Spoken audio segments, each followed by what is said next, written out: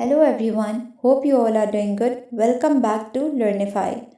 The topic that we are going to cover today is difference between sex and gender. सबसे पहले हम देखते हैं आउटलाइन को कि कौन कौन सा टॉपिक आज हम कवर करेंगे।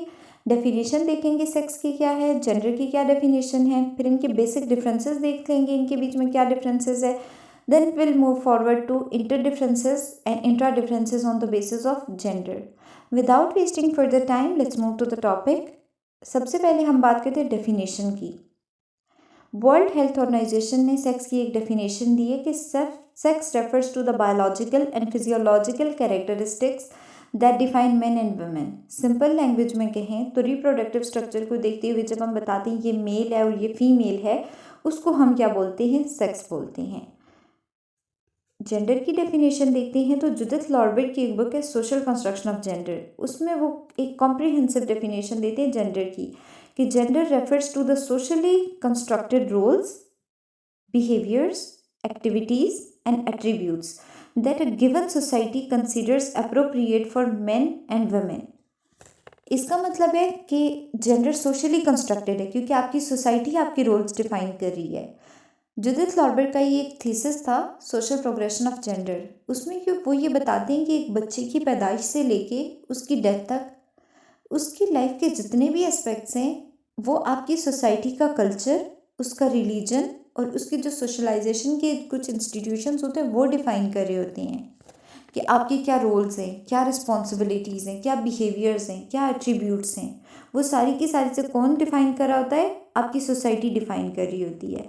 सिमोन डी बेवर ने कहा था कि one is not born women, one become one. And Caitlyn Jenner ने कहा था कि sexuality is who you are personally attracted to, but gender is who you are in your soul. अच्छा, ये वाली डेफिनेशन आप लिख सकते हैं जब डिफरेंस आप दे रहे हों, दोनों के डिफ्रेंशिएट कर रहे होते हैं सेक्स और जेंडर को, तो ये डेफिनेशन आप वहाँ पे इसको डेफिनेशन के तौर पे भी लिख सकते हैं और रेफरेंस के तौर पे भी इसको यूज़ कर सकते हैं। कुछ और डिफरेंसेस देखते हैं तो सेक्स की दो कैटेगरीज होती हैं, एक मेल है और एक फीमेल है, और मेन कैटेगरीज जो जेंडर की होती हैं वो मस्कुलिन है एंड फेमिनिन है।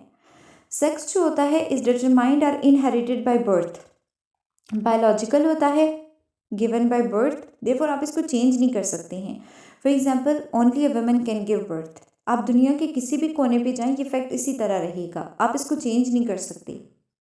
जेंडर की बात करें तो वो कल्चरल है, वो आपके सोशलाइजेशन के प्रोसेस के थ्रू आप सीखते हैं, वो चेंज होता रहता है। फॉर इंस्टेंस एक वुमेन है, वो मेल का रोल भी अब परफॉर्म कर रही है, पहले नहीं करती थी। अब टाइम चेंज हुआ है तो वो डॉक्टर भी बन रही है, इंजीनियर भी बन रही है, आर्मी ऑफिसर भी बन रही है, वो साइंटिस्ट भी है। और मेल जो होता है वो भी फीमेल की सोशल ड्यूटीज़ को अडॉप्ट कर रहा है, जैसे वो बच्चों का ख्याल रखते हैं, किचन में काम करते हैं, शेफ़ भी मेल बन रहे हैं। तो ये क्या होता है? चेंज होता रहता है with the period of time. इसके अलावा अगर हम बात करते हैं कि ये जेंडर आइडेंटिटी जो होती है वो फिक्स रहती है। अगर आप मेल हैं तो you will be male for rest of your life, you can not change it. Female है तो सेम, लेकिन जो जेंडर है उसमें रोल्स दिए गए हैं। अगर मेल है तो अग्रेसिव है, रेशनल है, फीमेल है तो वो इमोशंस, उसमें कोई कंसिडर किया जाता है वो सेंसिटिव है, उसमें इमोशंस होती हैं बहुत ज़्यादा, लेज़ी है। तो ये क्या होता है? जेंडर को रोल्स दिए जाते हैं डिफरेंट। सेक्स का नैरो स्कोप होता है लेकिन जेंडर का क्या? वाइडर स्कोप है। अब बात करते हैं कि इंटर डिफरेंसेस की, कि जेंडर इज सोशली डिफाइंड। किस तरह से सोशली और कल्चरली डिफाइंड है?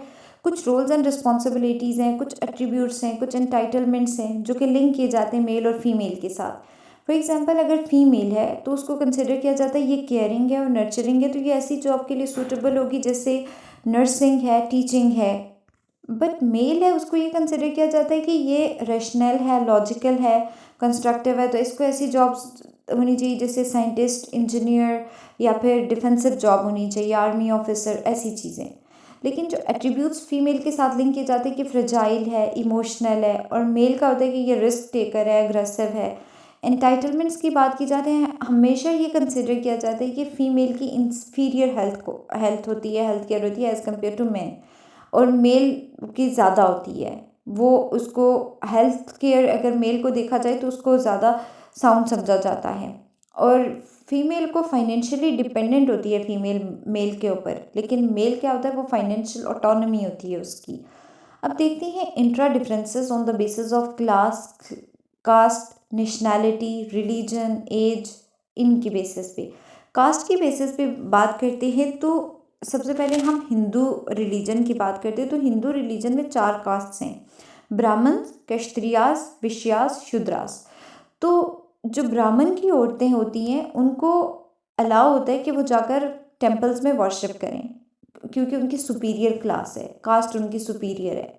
लेकिन जो लोअर कास्ट होती हैं जैसे शूद्रास हैं या अनटचेबल्स हैं, अनटचेबल्स होते हैं, दलित्स जिनको कहते हैं, तो ये कंसिडर किया जाता है कि उनकी क्लास क्योंकि इन्फीरियर है तो वो जाकर वर्शिप नहीं कर सकते। यहाँ पे कास्ट की बेसिस पे क्या है, डिस्क्रिमिनेशन किया जा रहा है। पाकिस्तान की अगर हम बात करें तो पाकिस्तान के पर्सपेक्टिव में ये कि सैयद फैमिली और पश्तून फैमिली की बहुत सारी लड़कियां अनमैरिड रह जाती हैं जस्ट बिकॉज वो अपनी कास्ट से बाहर शादी नहीं कर रही होती, तो ये भी डिस्क्रिमिनेशन होता है on the basis of caste. Class की बात करें तो जो वेस्टर्न वर्ल्ड है वहाँ पे ब्लैक वुमेन को वो राइट्स और प्रिविलेजेस नहीं दिए जाते जो कि एक इंग्लिश वाइट वुमेन इंजॉय करती है on the basis of class. Nationality की बात करें तो पाकिस्तान में कोई चाइल्ड बर्थ लॉज नहीं है। अगर आपकी फैमिली चाहती है you have to give birth to a child, no matter कि आपकी हेल्थ कंडीशन क्या है। लेकिन बाहर की कंट्रीज़ में अगर आपकी हेल्थ अलाउ नहीं कर रही है so you can simply deny to give birth to a child, लेकिन पाकिस्तान में ऐसा नहीं होता। सो इन शॉर्ट हम ये कह सकते हैं कि on the basis of religion, age, race, class, caste, nationality, इनकी बेसिस पे कुछ वुमेन को प्रिविलेज हासिल है over others. That's all for today's topic. अगर आपको कोई भी क्वेश्चन है या कुछ समझ में नहीं आया या आप चाहते हैं किसी टॉपिक पे मैं आपके लिए वीडियो बनाऊं तो आप मुझे कमेंट बॉक्स में लिखें। कोई क्वेश्चन पूछना है, कुछ समझ नहीं आ रहा है किसी भी जगह पे, किसी भी टॉपिक में, तो आप मुझे इंस्टाग्राम पे मैसेज कर सकते हैं, मुझे ईमेल कर सकते हैं। Thank you so much for your time.